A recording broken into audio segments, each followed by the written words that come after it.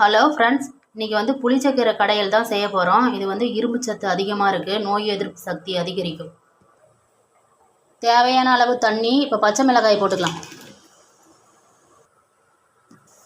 தண்ணி நல்லா கொதிக்குது. இப்போ கழுவி வச்சுக்கிற கீரையை போட்டுக்கலாம். தேவையான அளவு மஞ்சத்தூள் போட்டுக்கலாம். கீரை நல்லா வெந்துடுது. இப்போ கடைஞ்சிக்கலாம்.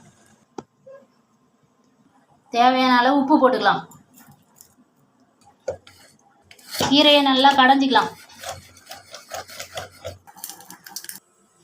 தேவையான அளவு எண்ணெய்,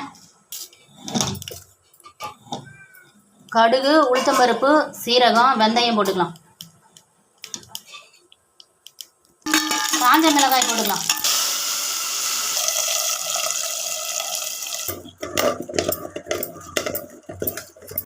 சுவையான புளிச்ச